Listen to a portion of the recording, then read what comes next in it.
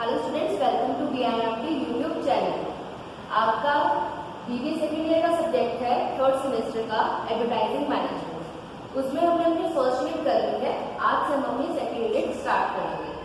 First unit में आपने basic चीजें की हैं। एडवर्टाइजिंग का मीनिंग क्या होता है, उसकी इंपॉर्टेंस क्या है, ऑब्जेक्टिव्स क्या है, रोल क्या है एडवर्टाइजिंग का इकोनॉमिक और सोशल डेवलपमेंट की हमारी इंडियन इकोनॉमी में। और फिर हमने एथिक्स पढ़े थे, उससे क्या रिलेट करते हैं, ट्रूथ्स क्या होते हैं, ये सब चीजें हमने फर्स्ट यूनिट में अपनी कंप्लीट कर ली है। अब सेकेंड यूनिट हमारी है इंटीग्रेटेड कम्युनिकेशन मिक्स से रिलेटेड। इंटीग्रेटेड कम्युनिकेशन मिक्स को पढ़ने से पहले हम अपना गो थ्रू होते हैं। हमारा जो कंसेप्ट है कम्युनिकेशन का, आप सबको पता है कम्युनिकेशन क्या होता है। कम्युनिकेशन होता है कि अपनी बात को दूसरे तक पहुंचाना। टू वे प्रोसेस होता है कम्युनिकेशन, कि हमारा एक सेंडर होता है और एक रिसीवर। ये सबका आपको बेसिक चीजें पता ही है कि एक मैसेज होता है, एक सेंडर होता है, रिसीवर होता है। जो सेंडर होता है वो अपनी लैंग्वेज में उसे इनकोड कर सेंडर अपने रिसीवर को सेंड कर देता है, और जो है फिर जब रिसीवर के पास पहुंच जाता है उसे डिकोड करके जो मैसेज उसके पास कन्वे होना होता है उस तक पहुंच जाता है। उसे पता चल जाता है कि सेंडर हमें क्या चीज के बारे में इंफॉर्मेशन कन्वे करना चाहता है। तो अगर हम इसकी डेफिनेशन की ओर जाएं, communication is the process of transferring information from one entity to another, कि एक जगह से दूसरी जगह तक इंफॉर्मेशन पहुंचाना is called communication. It is a tool used by marketers in any attempt to pursue consumers to act in a desired manner, कि communication के थ्रू वो हेल्प करते हैं मार्केटर्स, कम्युनिकेशन हेल्प करते हैं मार्केटर्स की, कि जो बात कन्वे करना चाहते हैं, जिस तरह उन्हें कन्विंस करना चाहते हैं, वो उस तरीके से उन्हें कन्विंस कर पाते हैं with the help of communication. अगर हम डेफिनेशन ले, यहाँ पे बहुत सारी डेफिनेशन है हमारी, तो अगर हम कीज बेसिस की करें, communication is the process of passing information and understanding from one person to another, कि हमने एक पर्सन से दूसरे पर्सन तक अपनी बात को, अपने मैसेज को, अपनी इंफॉर्मेशन को अंडरस्टैंडेबल लैंग्वेज में हमने उसे कन्वे करना इज कॉल्ड कम्युनिकेशन। तो ये हमारा बेसिक मीनिंग था। अगर आपको इससे रिलेटेड कोई क्वेश्चन आ जाए या कुछ आ जाए तो आप उसमें उसकी डेफिनेशन लिख सकते हो कम्युनिकेशन की। कम्युनिकेशन होता है। फिर हम करेंगे कम्युनिकेशन। अगर इसका प्रोसेस देखें कैसे है, the transmission of subject matter और message, involvement of two parties to complete the process of communication, कि हमें एक तो फर्स्ट हमारा पॉइंट है कम्युनिकेशन में कि हमने अगर फीचर्स ले या उसके बारे में, उसकी डेफिनेशन के बारे में करें, तो कम्युनिकेशन क्या होता है कि ट्रांसमिशन ऑफ सब्जेक्ट मैटर और मैसेज, कि हमने क्या मैसेज कन्वे करना है, सब्जेक्ट मैटर क्या है वो, और साथ में है इन्वॉल्वमेंट ऑफ टू पर्सन्स, कि टू पार्टीज इन्वॉल्व होती है, एक सेंडर होता है, एक रिसीवर होता है। और फिर the person to whom the message is transmitted understand it in the same sense which the sender of the message wants him to understand, कि उसी बात में, उसी लेवल पे या उसी वे में उसे ट्रांसमिट करना मैसेज को जिसमें वो उसे समझाना चाहता है, ताकि कोई अलग उसका मीनिंग ना निकल सके। अब नेक्स्ट हमारा इसके अंदर आ रहा है features of communication. Features of communication में हमारा फर्स्ट पॉइंट हो सकता है कॉन्टिन्यूअस प्रोसेस। ये कम्युनिकेशन होती है कॉन्टिन्यूअस प्रोसेस होती है, यानी कि एक लेवल पे आकर बंद हो जाए, ये कॉन्टिन्यूअस लेवल पर हमारी चलती रहती है। फिर हमारा टू वे प्रोसेस, कि एक सेंडर है, एक रिसीवर है, टू वे प्रोसेस है, सेंडर से हमारा रिसीवर तक पहुंचना, रिसीवर का मैसेज सेंडर तक पहुंचना, ये हमारा टू वे प्रोसेस है। फिर नेक्स्ट हमारा इसके अंदर आ रहा है communication is all pervasive, means कि हर लेवल पर ये मतलब हम कन्वे कर सकते हैं, इसे हर लेवल ऑफ मैनेजमेंट में ये होती है। ये नहीं कि सिर्फ मेन हमारी प्लानिंग में ही कम्युनिकेशन की रिक्वायरमेंट है, ऑर्गेनाइजिंग में कम्युनिकेशन चाहिए, स्टाफिंग में चाहिए, या किसी भी हम कोई भी फंक्शन परफॉर्म कर रहे हैं अपने बिजनेस का, अपने किसी भी रोल को कर रहे हैं, तो उसके लिए कम्युनिकेशन हमें रिक्वायर्ड है। अपनी बात को कन्वे करना, चाहे हम किसी अपने कलीग से करें, चाहे हम अपने सुपीरियर से करें, चाहे अपने सबऑर्डिनेट से करें, तो उसके लिए भी कम्युनिकेशन होना जरूरी है। ये हर लेवल पे होती है कम्युनिकेशन। फिर है कम्युनिकेशन में भी made through gestures as well, कि कम्युनिकेशन को हम जेस्चर्स के थ्रू भी हम कर सकते हैं, कि हम इशारों से या अपनी बॉडी लैंग्वेज से भी किसी को अपनी बात समझा सकते हैं कि हम क्या मैसेज कन्वे करना चाहते हैं।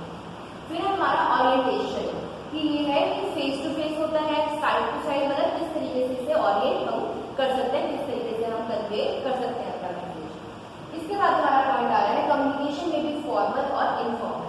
तो हमें पता है कि कम्युनिकेशन हमने लास्ट अपने स्पेशल में भी किया था फॉर्मल भी होती है, इनफॉर्मल भी होती है। तब हमने डिटेल में पढ़ा था टॉपिक, लेकिन हमने बस इसमें हम गो थ्रू हो रहे हैं कि कम्युनिकेशन क्या होती है। उसके बाद हम जो हमारा मेन टॉपिक है इंटीग्रेटेड कम्युनिकेशन मिक्स, वो स्टार्ट करेंगे। तो मे बी फॉर्मल और इनफॉर्मल, फॉर्मल मीन्स जो प्रॉपर स्ट्रक्चर्ड वे में होती है, जैसे हमने किया था कि अगर अप लेवल पे जानी है, टॉप लेवल के थ्रू ही जानी है तो टॉप लेवल के थ्रू होगी, अगर टॉप टू बॉटम होगी तो टॉप टू बॉटम ही होगी, अगर डायगोनल है तो डायगोनल होगी। मतलब एक प्रॉपर फॉर्मल स्ट्रक्चर फॉलो किया जाता है फॉर्मल कम्युनिकेशन में। और जो हमारे इनफॉर्मल होती है वो वहाँ पे हम किसी भी वे में कर सकते हैं, जिसके भी हमने बहुत सारे टाइप्स की थी इनफॉर्मल की, लेकिन हमने इतना डिटेल में से नहीं पढ़ा। फिर हमने इसके बाकी सारे पॉइंट्स लिखे हैं कि फीचर्स ऑफ कम्युनिकेशन में हमारा कॉन्टिन्यूअस प्रोसेस आ गया, ओरिएंटेशन आ गया, फॉर्मल इनफॉर्मल आ गया, made through gesture as well, communication is all pervasive and two way process. ये सारे हमने इसके पॉइंट्स पढ़ लिए फीचर्स के। अब हमारा नेक्स्ट टॉपिक है कम्युनिकेशन प्रोसेस। ये कम्युनिकेशन प्रोसेस क्या होता है? कम्युनिकेशन प्रोसेस हमें पता है, प्रोसेस अगर इन केस आ जाए आपके शॉर्टकट में what is the process of communication, तो आप उसमें लिख सकते हो कि हमारा सबसे पहले सेंडर होता है, फिर हमारा मैसेज हम बनाते हैं, हम मैसेज ड्राफ्ट करते हैं, उसके बाद इन कोड्स द मैसेज कोडिंग में हम कोड करते हैं ताकि हम अपने जो रिसीवर जहां तक पहुंचाना चाहते हैं उससे ही कन्वे हो और किसी को ज्यादातर उसका ना हो। फिर है इम्पोर्टेंट मैसेज इन मीडिया। अब हम एडवर्टाइजिंग की बात कर रहे हैं तो एडवर्टाइजमेंट में हमारा मीडिया भी इंक्लूड होगा ही होगा, क्योंकि मीडिया के बिना, media plus message is equal to advertising. ये हमने एप्लीकेशन की थी, ये हमने एक इक्वेशन की थी स्टार्टिंग में ही अपने फर्स्ट लेक्चर में जब हम इंट्रोडक्शन कर रहे थे कि एडवर्टाइजमेंट होती क्या है। तो एडवर्टाइजमेंट क्या होती है? एक मैसेज होता है जिसे हम मीडिया की हेल्प से कन्वे करते हैं। मीडिया कुछ भी हो सकता है, चाहे हम टेलीविजन के थ्रू करें, रेडियो के थ्रू करें, होर्डिंग्स के थ्रू करें, पैम्फलेट्स के थ्रू करें, किसी भी वे में हम करें या पर्सनल कम्युनिकेशन करें, तो हमारा एक मीडिया इसमें इंक्लूड होता है। तो हमने अगर हम एडवर्टाइजमेंट में कम्युनिकेशन की बात कर रहे हैं तो उसके अंदर एक हमने मैसेज को इनकोड कर दिया, प्रॉपर एक स्ट्रक्चर बना दिया कि इस तरीके से हमने अपने मैसेज को कन्वे करना है, और उसके बाद हमने मीडिया चूज किया, उस मीडिया के अकॉर्डिंग से इनकोड कर दिया। फिर हमने किया डिकोडिंग ऑफ द मैसेज। अब इनकोड करने के बाद हम उसे डिकोड भी करेंगे कि साथ में वो कन्वे हो रहा है एक चीज या नहीं हो रही है। फिर हमारा रिसीवर आएगा कि जो रिसीवर है वो उसने उस मैसेज को डिकोड करके रिसीव कर लिया है, उसे समझ में आ रही है या नहीं आ रही है। ये हमें कैसे पता चलेगा? जब रिस्पॉन्स आएगा और उसके बाद फीडबैक आएगी, और इन सब के बीच में हमारा जो मेन होता है एट्रीब्यूट या मेन जो डिस्टर्बिंग फैक्टर होता है वो होता है नॉइज, कि हर तरीके से किसी भी पॉइंट पे हमारे कोई भी डिस्टर्बेंस आ सकती है, तो ये नॉइज का पॉइंट भी इसमें जरूर आएगा। अब इसके 7 पॉइंट्स हम देखे हैं, sender, message, encoding, channel, receiver, recording and feedback. तब भी हम चैनल करते थे कि हमने किस वे में किया, और एडवर्टाइजिंग मैनेजमेंट में आपका अगर कम्युनिकेशन प्रोसेस आएगा तो चैनल को क्या होगा हमारा मीडिया, कि हमने कौन सा मीडिया ऑप्ट किया। अब ये इन सब की आपको पता है कि क्या क्या मीनिंग होता है, सेंडर का क्या मीनिंग होता है, मैसेज क्या होता है, इनकोडिंग, रिकॉर्डिंग, ये सब क्या चीजें हैं, तो ये आपको पता है। लेकिन अगर हम एडवर्टाइजमेंट के वे में करें तो सेंडर क्या होता है? Sender is the person who transverse the message. अब लेकिन अगर हम एडवर्टाइजमेंट की बात करें तो वो हमारा कौन हो सकता है? इनिशिएटर हो सकता है, मैन्युफैक्चरर हो सकता है हमारा सेंडर, या हमारा कोई डिस्ट्रीब्यूटर हो सकता है जो अपने प्रोडक्ट्स को सेल आउट करना चाहता है, तो वो हमारा क्या होगा? सेंडर। वो अपने मैसेज को कन्वे करना चाहता है अपने जो कस्टमर्स हैं उन सब। फिर हमारा आता है मैसेज, कि वो क्या इंफॉर्मेशन पास करना चाहता है, कि क्या वो बताना चाहता है प्रोडक्ट के बारे में, अपनी सर्विस के बारे में, या अपने आइडिया के बारे में। तो वो जो मैसेज वो उस प्रॉपर आइडिया को एक प्रॉपर फ्रेम कर देता है, जो भी वो बात को कन्वे करना चाहता है, तो वो हमारे मैसेज की वो क्या बोलना चाहता है। फिर हमारा आता है इनकोडिंग। अब उसने प्रॉपरली तो कर लिया कि हाँ मैंने ये मैसेज कन्वे करना है, लेकिन उसका प्रॉपर स्ट्रक्चर भी तो होगा कि पहले ये होगा फिर ये, मतलब एक प्रॉपर इनकोडिंग होगी उसकी, जिसे हम एडवर्टाइजिंग कॉपी में भी शो करेंगे। एडवर्टाइजिंग कॉपी के बारे में हम डिटेल में पढ़ेंगे यूनिट 4 में। फिर हमारा टॉपिक आ रहा है इसके बाद इनकोडिंग के बाद हमारा आएगा चैनल। चैनल मीन्स कोई भी मीडिया जिसके थ्रू हमने अपने मैसेज को कम्युनिकेट करना है। फिर हमारा आएगा डिकोडिंग। डिकोडिंग में हमारा जो रिसीवर है इंफॉर्मेशन से जब मिल जाएगी तो वो उसे इंटरप्रिटेट करेगा कि वो क्या कन्वे करना चाहता है हमारा सेंडर। फिर रिसीवर के पास प्रॉपरली पूरी इंफॉर्मेशन पहुंच जाएगी, और लास्ट है फीडबैक। वो अगर प्रोडक्ट को परचेज कर लेता है, कोई फीडबैक देता है, कम्युनिकेशन करता है किसी भी लेवल पे, तो वो हमारी होती है फीडबैक। ये हमारा प्रोसेस हो गया कम्युनिकेशन का।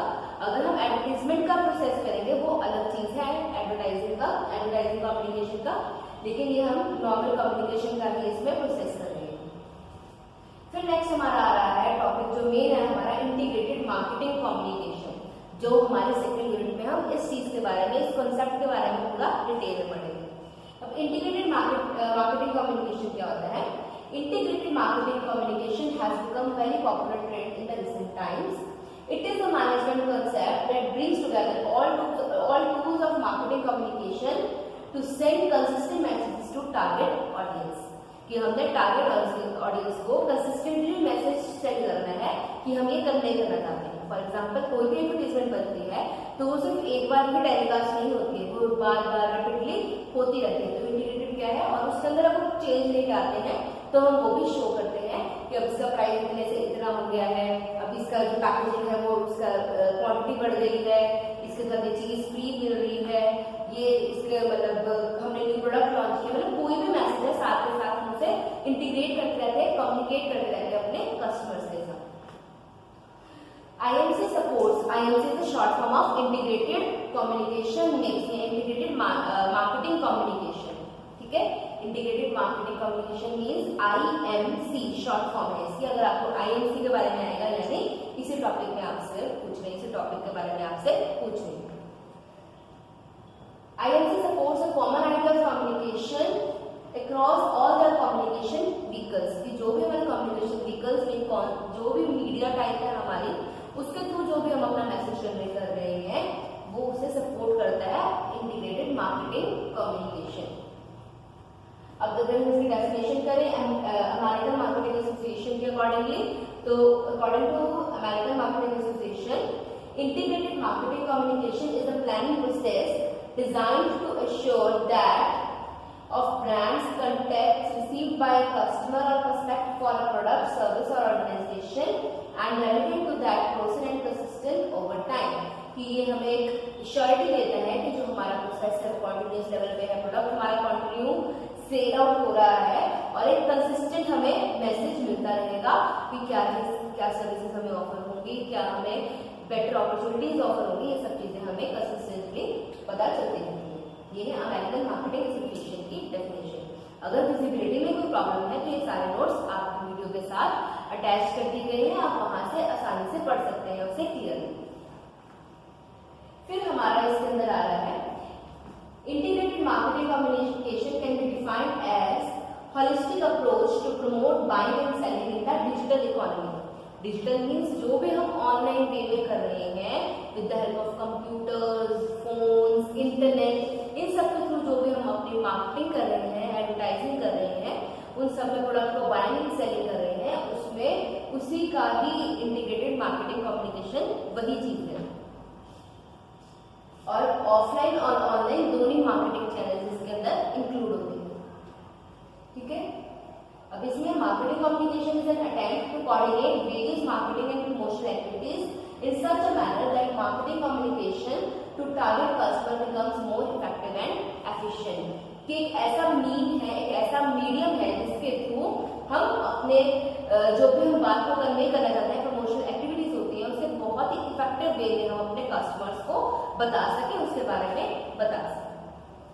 अब हमारा नेक्स्ट इसके अंदर आ रहा है importance of integrated marketing communication. Next important topic है इसका importance of integrated marketing communication. ये आपके जो शॉर्ट मार्क्स के क्वेश्चन आते हैं 7.5 मार्क्स में, उसमें इसका मीनिंग और इंपॉर्टेंस इकट्ठा भी आ सकता है। अगर आपके लॉन्ग क्वेश्चन में भी डिफरेंट पार्ट्स में डिवाइड होगा तो उसमें भी आ सकता है IMC के बारे में डिटेल में बताओ, उसकी इंपॉर्टेंस बताओ, तो ये सब चीजें हम उसके अंदर लिखेंगे। अगर इसकी हम इंपॉर्टेंस देखें तो फर्स्ट ऑफ ऑल क्या है, क्रिएटिंग ब्रांड आइडेंटिटी, की हेल्प करता है IMC ब्रांड की एंटिटी को, उसकी आइडेंटिटी को बताने में। Brand recognition is a result of awareness regarding a brand in the market which is created by direct experience with a specified product and through the influence of advertising, design, media coverage, word of mouth, etc.